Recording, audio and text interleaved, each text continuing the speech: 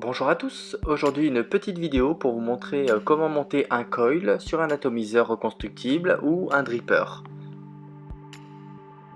Pour cette vidéo, nous utiliserons un dripper, donc c'est le modèle Castle de chez Otzik, donc un plateau monocoil assez grand, donc qui laisse pas mal de possibilités en termes de montage. Vous pouvez monter du gros diamètre, il n'y a aucun souci. Et pour la box, ce sera la Revenger X de chez Vaporesso, donc une box électronique double AQ.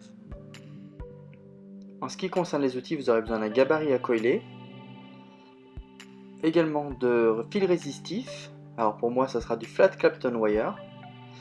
Vous aurez également besoin d'une pince céramique, ainsi qu'une pince classique pour modeler votre coil, et un coupe-ongle pour faire les coupes.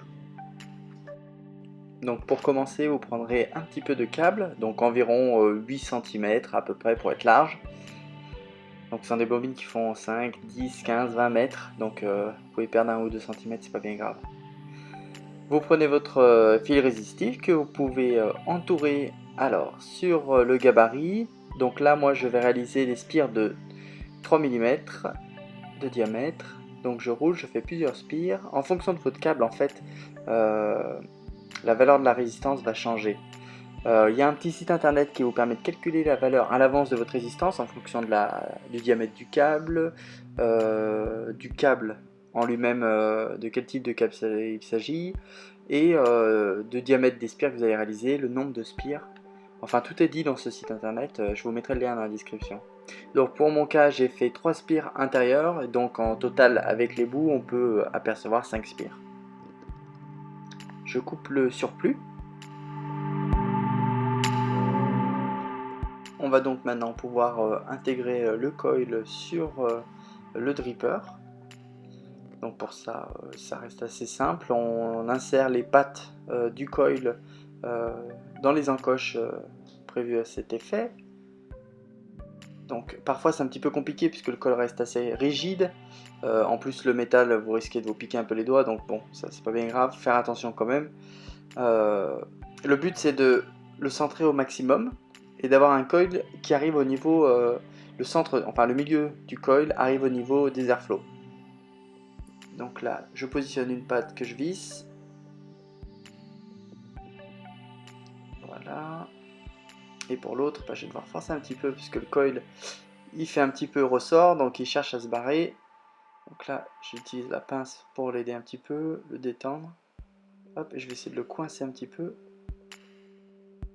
Voilà. Hop, je le cale avec le doigt. Et j'ai plus qu'à visser. Hop, et voilà.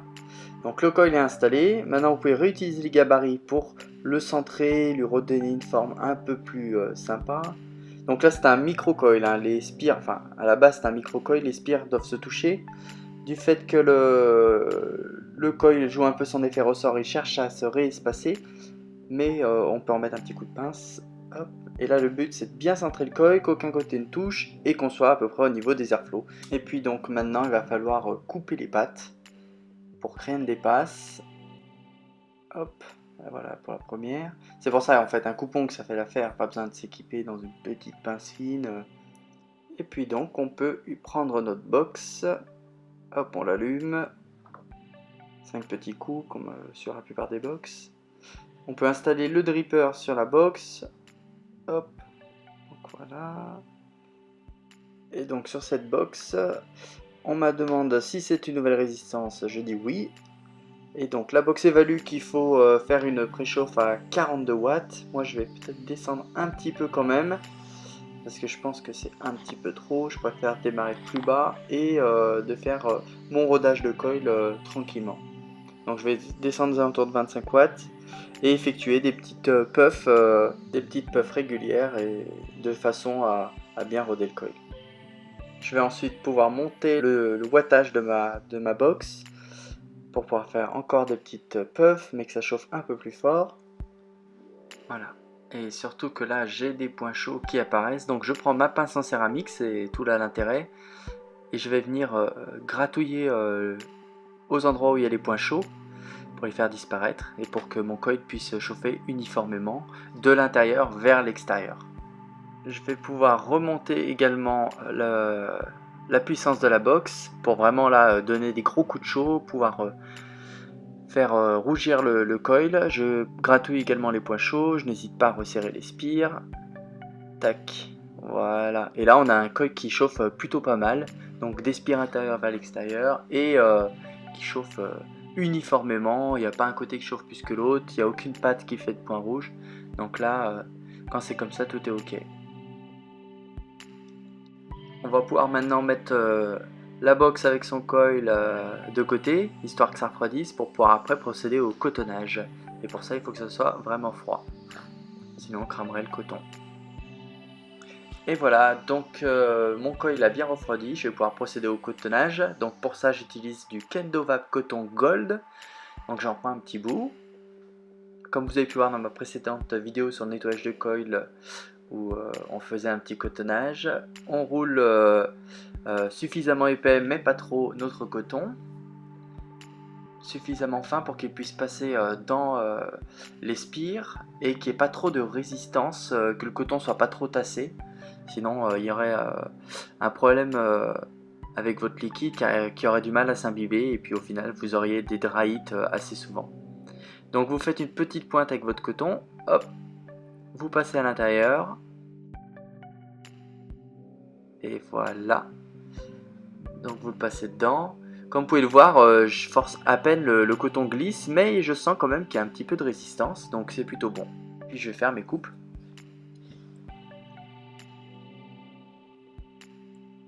Voilà. Donc maintenant, il va falloir mettre le coton à l'intérieur, mais j'aime bien avant l'effilocher un petit peu, comme le peigner en fait, c'est comme si on le peignait, ça remet les fibres bien toutes dans le même sens. Hop, et puis maintenant on peut passer à l'étape finale, c'est-à-dire mettre le coton à l'intérieur de la petite micro-cuve du dripper. Hop. Mais il faudra faire attention à ne pas trop le tasser pour que le liquide puisse bien s'imbiber dans le coton au niveau de la sortie du pin BF, puisque là c'est un dripper monté en BF, bottom feeder. Et donc là il ne reste plus qu'une seule chose à faire, c'est imbiber le coton. Donc là je le fais comme si c'était un dripper monté sur une box. On imbibe par le haut, donc on imbibe bien le coton bien correctement. On attend que le liquide passe dans le coton, qu'il disparaisse, et puis on en remet encore une petite dose, et puis on en remet. Donc là moi j'ai utilisé du liquide, c'est le Lemonade que je vous ai présenté dans des précédentes vidéos. C'est le liquide que j'ai reçu avec la Liquid Box. Vraiment une limonade assez sympa et très fraîche. Et donc voilà, votre dripper est prêt. Maintenant il ne reste plus en fait qu'à vaper, donc on allume sa box. Il y a une chose dont je ne vous ai pas parlé, c'est la valeur de cette résistance qui est assez basse. Assez basse parce qu'on a une valeur de 0,3 ohms. Et donc là on peut monter en puissance, surtout avec un Clapton qui a besoin d'énormément d'énergie pour rougir. Là on peut facilement monter à 60, 70, 80, voire même 100 watts. Bon, alors, par contre il y a une seule chose, c'est que ça chauffe à mort. Ça risque de faire une vapeur très chaude. Donc on va tester tout ça, parce qu'on n'a pas peur, et on y va. On n'a plus qu'à remettre la petite cloche sur le dripper, et puis bah c'est parti.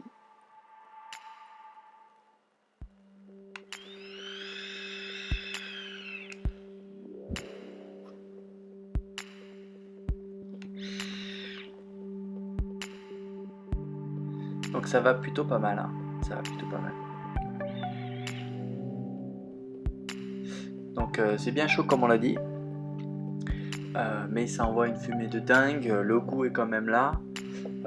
Bon par contre vraiment là c'est plutôt de la valeur réservée aux initiés. En tout cas je vous remercie d'avoir regardé cette longue vidéo qui dure à peu près 10 minutes, mais il fallait bien ça pour vous montrer toutes les étapes. Je vous remercie, je vous invite à lâcher un commentaire si vous avez une question ou un pouce bleu. Et puis je vous dis à bientôt, n'hésitez pas à vous abonner et activer la cloche des notifications pour être informé de mes nouvelles vidéos. Merci et à bientôt.